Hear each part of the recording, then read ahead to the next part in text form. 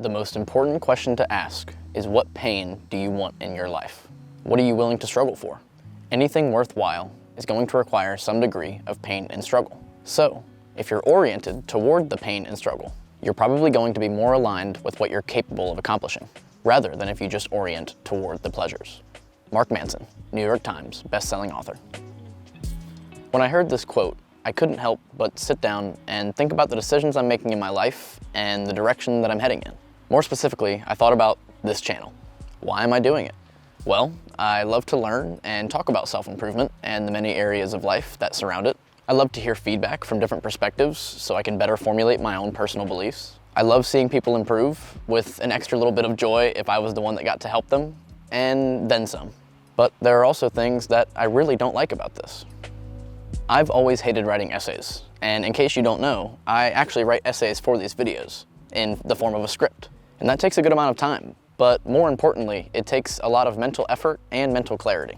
In order to be in the right headspace to write these videos, I have to have a lot of other aspects of my life also working in congruence with it. I have to sleep well so I can write without brain fog and even keep my eyes open at the computer sometimes. I have to read and research throughout my week to have information to talk about to you guys. I have to have the self-driven motivation to wake up on a random Saturday and muster up enough one-liners of tidbits of information that all build around a central idea to then expand upon to form a clear view and provide value in the few short minutes that I have with you. I can also mention the social feedback aspect. I have to make sure what I'm saying isn't ignorant, wrong, or blatantly hurtful.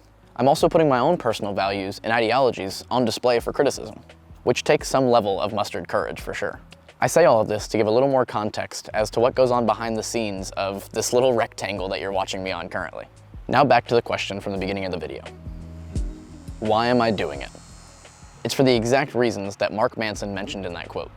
Anything worthwhile is going to require some level of pain and struggle, that being all of the downsides to this process.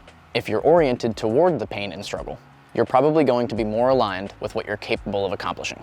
This is where the important decisions are questioned. One thing must be tweaked before I can give my explanation though. When Mark says, capable of accomplishing, I view that as willing to accomplish.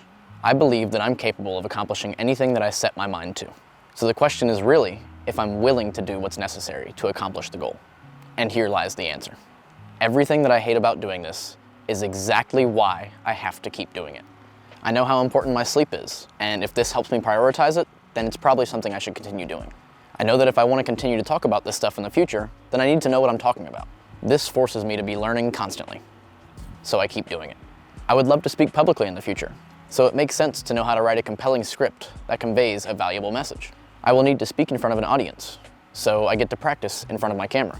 I will need to follow that script in live time, on a stage. I'm learning to do that now, but thankfully for your sake and mine, I can edit out every time I mess up here in the videos. I can even add one more benefit that alone would make it worth to continue doing this, and that is accountability.